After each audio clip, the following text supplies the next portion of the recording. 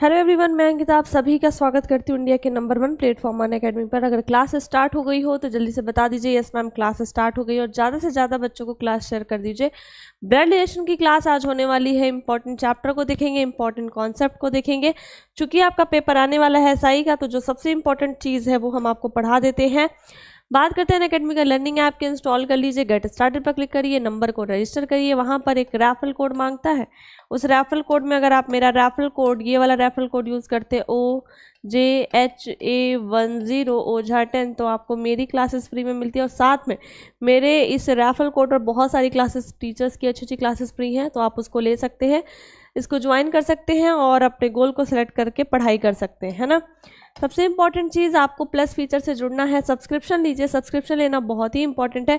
हाँ, मानते थोड़ी सी प्राइस बढ़ गई है, लेकिन प्राइस बढ़ने के पीछे रीज़न भी है कि आपका कंटेंट भी और अच्छा हो गया है और बेहतर तरीके से आपको पढ़ाया जा रहा है, इसलिए सब्सक्रिप्शन ले लीजिए। और हमारे साथ जो भी टीचर है, बहुत ही अच्छे लेवल के टीचर जुड़े हुए हैं और कहीं ना कहीं सेलेक्टेड टीचर है, तो आपको एक एक्सपीरियंस्ड टीचर से पढ़ने का मौका मिल रहा है। एकेडमिक ऑफरिंग के बारे में मैंने आपको बताया, सौर्य बैच, यूपीएसआई, लेखपाल और खाकी बैच, जितने भी बैचेस हैं वो सारे में आप अपने आप को एनरोल कर सकते हैं अगर आप सब्सक्रिप्शन लेते हैं।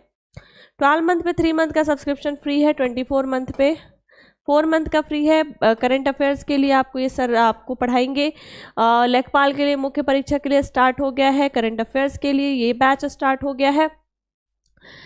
24 मंथ का प्राइस है 13,600। जब आप मेरा रेफरल कोड OJHA10 ओझा 10 यूज़ करते हैं तो ये वाला रेफरल को इस प्राइस पे आपको जो है मिल जाता है batch. Super combo subscription offer, जैसे कि मैंने आपको बताया, बॉक्स बंटी और ज्वाइन फ्री स्पेशल सेशन, है ना, जो सबसे इंपॉर्टेंट था। तो आज हम लोग देखेंगे ब्लड रिलेशन के क्वेश्चन को। तो चलिए ब्लड रिलेशन के क्वेश्चन को एक बारी से स्टार्ट करते हैं। ओके, स्टार्ट किया जाए, चलिए। ओके, चलिए स्टार्ट करते हैं। जैसे कि मैं आपको बता दूं सबसे पहले कि जब भी आप ब्लड रिलेशन के क्वेश्चन को करते हो तो थोड़ी बातों की आपको जानकारी बहुत अच्छे से होना चाहिए कि भाई अगर यहाँ पर मेल लिखा है, मेल की बात करी जा रही है, तो मेल के लिए आप लगाते हो, मतलब हम लगाते हैं प्लस। फीमेल की बात करते हैं तो फीमेल के लिए लगाते हैं हम, क्या लगाते हैं, माइनस।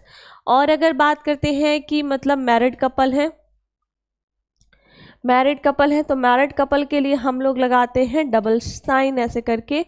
और अगर सिंगल मतलब सिस्टर हैं, सिस्टर और, है ना, सिस्टर और ब्रदर के बीच में अगर लगाना हो, है ना, ब्रदर के बीच में अगर लगाना तो सिंगल साइन से डिनोट करेंगे कि भाई बहन है। इस प्रकार से चीज़ों को देखेंगे। अब अगर कहीं कहीं जैसे क्वेश्चन में थोड़ा सा कंफ्यूजन कर देता है ब्रदर इन लॉज के बारे में, ब्रदर इन लॉ आप जीजा जी को भी कह सकते हो, है ना, आप जीजा को भी कह सकते हो, साले को भी कह सकते हो। तो अगर आप इंग्लिश में पढ़ते हो तो ब्रदर इन लॉ ही दिखाता है, लेकिन अगर आप हिंदी में पढ़ते हो तो कभी कभी जीजा, साला, ये सब चीज़ें दे देता है। मोस्टली तो दे देता है, बट कभी कभी कंफ्यूज करने के लिए वो भी ब्रदर इन लॉ ही लिख देता है। ठीक है, तो एक बाई से आप अगर मतलब कंफ्यूज हो रहे हो तो हिंदी वाले को आप एक बाई से देख लीजिएगा, अगर उसमें भी ब्रदर इन लॉ है तो कोई नहीं, अगर जीजा, साला ये सब चीज़ें कंफर्म कर दिया तो ठीक है ना। तो थोड़ी बहुत चीज़ें आपको जानकारी यहाँ पर देनी थी, जो मैंने आपको यहाँ पर दे दी। जैसे कि मान लीजिए कुछ भी आपको बनाना हो, है ना, कुछ भी आपको बनाना हो, जैसे कि मान लीजिए आपको बनाना हो लाइक आपको बनाना हो जैसे कि ए बी की बहू है ना। तो अगर ए जो है बी की बहू है तो मतलब बी यहाँ पे होगा या होगी नहीं पता, प्लस है कि माइनस नहीं पता, होगा या होगी, मतलब सास है कि ससुर है इस बारे में जानकारी नहीं पता। बी का ये बेटा है, ये 100% है कि बहू उसी की आती जिसका बेटा होता है। यहाँ पर ए है, ए के बारे में जानकारी उपलब्ध है कि बी की बहू है, तो बी जो है तीसरी पीढ़ी में, सॉरी बेटा है ना, एक मिनट, वेट, बेटा है ना, बहू है ना, ए जो है बी की बहू है, तो यहाँ पर ए आ जाएगी, है ना। और डबल साइन से इसलिए दर्शाया हमने क्योंकि जो ए है वो पत्नी है उस पर्सन की जो बी का बेटा है। ये बात समझ में आई? तो ये सब चीज़ें आपको मैंने क्लैरिफाई कर दी है, तो अच्छे से ज़रा पढ़ने की कोशिश करिएगा और समझिएगा ज़रूर, है ना। तो चलिए स्टार्ट करते हैं प्रश्न संख्या 1 से और समझते हैं प्रश्न संख्या 1 के बारे में कि क्या कह रहा है ना। ओके,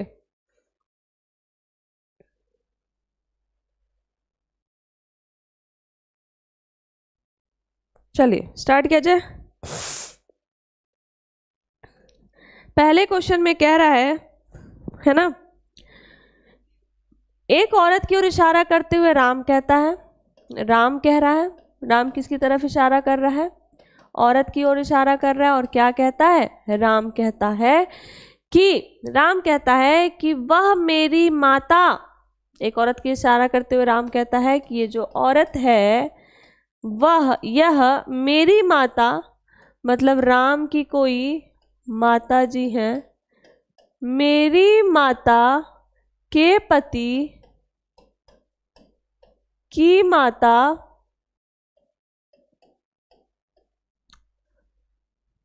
की पुत्री है ना, की पुत्री है। तो एक बात बताओ, अगर आपके पापा की, मान लो राम आप हो और आपके पापा ये हैं जो उस मतलब आपके माता के पति हैं, पुत्री ये औरत की बात कर रहा है, औरत की बात कर रहा है, तो आपके पापा की जो बहन होगी आपकी क्या लगेगी? बुआ लगेगी। सिंपल सी बात है। यहाँ पर कह रहा है उस औरत का राम से क्या संबंध है? बुआ इज द करेक्ट आंसर 100%। ये तो सभी को पता होगा, और जिसको नहीं पता होगा कोई बात नहीं, सीख लिया होगा। एक तस्वीर में एक व्यक्ति की ओर इशारा करते हुए, एक कोई तस्वीर है उसमें कोई व्यक्ति है, उसकी तरफ इशारा किया जा रहा है। कौन कर रहा है? अनु कर रही है। और अनु क्या कहती है इस व्यक्ति के बारे में? अनु कहती है कि वह, मतलब वह व्यक्ति है ना, वह मेरी बहन, मतलब अनु की कोई बहन है, मेरी बहन के भाई के पिता का एकमात्र पुत्र है, एकमात्र पुत्र है। तो यही भाई वह व्यक्ति है। बात समझ में आ रही है? ये भाई ही वह व्यक्ति है जिसके बारे में, क्योंकि एकमात्र अगर पुत्र है तो एक ही भाई है इन लोग का, दो भाई नहीं है। एकमात्र पुत्र मतलब एक ही बेटा। बहन कितनी भी हो सकती है, बेटियां कितनी भी हो सकती है। एकमात्र बेटी मतलब एक ही बेटी, लड़के कितने भी हो सकते हैं। और एकमात्र संतान मतलब बेटा या बेटी में से एक ही हो, है ना। तो यहाँ पर कह रहा है तो उस वह व्यक्ति अनु से किस प्रकार संबंधित है? जो व्यक्ति होगा अनु का भाई लगेगा, है ना। अनु का क्या लगेगा? भाई लगेगा। तो इसमें से आप आंसर क्या दोगे? आप आंसर क्या दोगे? क्या लगेगा? अनु का भाई लगेगा, ठीक है ना। भाई इज द करेक्ट आंसर। तो पिता गलत है, माता गलत है, चचेरा भाई नहीं लगेगा, इनमें से कोई नहीं इज द आंसर, ठीक है। भाई इज द करेक्ट आंसर। अब आगे थोड़ा सा बढ़ते हैं। एक लड़के की तरफ इशारा करते हुए रीना कहती है, लड़के के तरफ इशारा किया जा रहा है, रीना कर रही है। और रीना क्या कहती है? रीना कहती है कि वह, मतलब यह लड़का, मेरे दादा रीना के कोई पापा होंगे, है ना। और रीना के दादा, दादा लिख देते हैं जिससे कंफ्यूज ना हो, है ना। रीना के दादा के एकमात्र पुत्र, मतलब पापा का पुत्र है वह व्यक्ति। तो रीना का क्या लगेगा भैया? व्यक्ति, एक मिनट, लड़का, व्यक्ति, है ना। तो रीना का क्या लगेगा? साफ साफ नजर आ, वह लड़का रीना से किस प्रकार संबंधित है? भाई is the correct answer, option number C. Clear हुआ? चलिए आगे बढ़ते हैं। देखो थोड़ी सी बारीकी क्वेश्चन पढ़ने में मजा ही अलग है। अगर आप इसी टाइप की क्वेश्चन अगर बात करते हैं यूपीएसआई की, तो उसमें पूछ सकता है, तो आप बिल्कुल इसके साथ जा सकते हैं। और किसी भी एग्जाम की अगर आप तैयारी कर रहे हो, यूपीएसआई की कर रहे हो, लेखपाल की कर रहे हो, किसी भी एग्जाम की कर रहे हो, तो इसी टाइप के क्वेश्चन आपको यहाँ रीजनिंग में ब्लड रिलेशन के अंदर बहुत ज़्यादा टफ नहीं देखने को मिलेगा। हाँ, बैंकिंग की अगर प्रिपरेशन कर रहे हैं तो एक पजल बेस्ड ब्लड रिलेशन भी आ जाता है कई बारी, तो अगर आप कहेंगे तो हम उसको भी पढ़ा सकते हैं, ठीक है। चलिए तो जल्दी से बताइएगा। जितने लोग क्लास को देख रहे हैं चैनल को सब्सक्राइब कर दें और क्लास को शेयर कर दें जल्दी से। जब तक आप सब्सक्राइब नहीं करेंगे तब तक आप कमेंट नहीं कर सकते, है ना। देखिए ए और बी भाई हैं, ठीक है, ए और बी भाई भाई हैं। सी और डी बहनें, ठीक है, सी और डी बहनें बहनें हैं। ए का पुत्र डी का भाई है, ए का कोई पुत्र है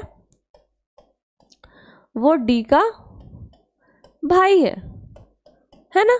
कनेक्ट हो गया? कोई दिक्कत नहीं। ए का पुत्र डी का भाई है। बी का सी से क्या संबंध है? जो बी होगा वो सी का क्या लगेगा? भैया ए और बी भाई हैं तो सी का सिंपल सी बात है चाचा लगेगा। Option number A is the correct answer, है ना। सिंपल सी बात है, सिंपल सिंपल दिख रहा है, चाचा लगेगा, है ना। इसमें तो कोई कंफ्यूजन की बात ही नहीं है। एक औरत की ओर इशारा करते हुए राम कहता है, औरत की ओर इशारा किया जा रहा है और इशारा कौन कर रहा है? राम कर रहा है। और राम क्या कहता है? राम कहता है कि उसके एकमात्र भाई औरत है, तो औरत के एकमात्र भाई का बेटा मेरी पत्नी, मतलब राम की कोई पत्नी है, मेरी पत्नी का भाई है।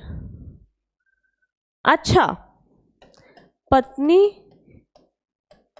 राम लिख लिया, का भाई है ना, बेटा, एक ही मात्र बेटा है ना, इसका एकमात्र भाई का बेटा मेरी पत्नी का भाई है। ठीक है, तो क्या कह रहा है? उस औरत का राम के साथ क्या संबंध है? तो ये जो औरत है वो राम की क्या लगेगी? राम की ये जो औरत है वो क्या लगेगी? जल्दी से बताइए। सिंपल सी बात है, राम की पत्नी है ना, तो पत्नी के ये पिता हो गए। समझ में आ रहा है? सिंपल सी बात दिख रही है। तो राम के ये ससुर हो गए और ये ससुर की बहन हो गई। राम के ये ससुर हो गए और ये जो औरत है ससुर की बहन हो गई। तो आंसर आएगा राम के ससुर की बहन, तो ससुर की बहन, है ना। क्लियर हुआ? चलिए आगे बढ़ते हैं। एक आदमी से औरत से कहा, एक आदमी ने औरत से कहा। आदमी कहता है औरत से, आदमी क्या कहता है? किससे कहता है? औरत से कहता है। और आदमी क्या कहता है? आदमी कहता है कि इससे कहता है कि तुम्हारे माँ, मतलब औरत की माँ के पति की बहन मेरी बुआ है। आदमी की क्या है? ये आदमी की क्या है? आदमी की ये क्या है? बुआ है, ऐसा कह रहा है ना। तो सिंपल सी बात है, आंसर बताइएगा क्या पूछा? उस औरत का आदमी से क्या संबंध है?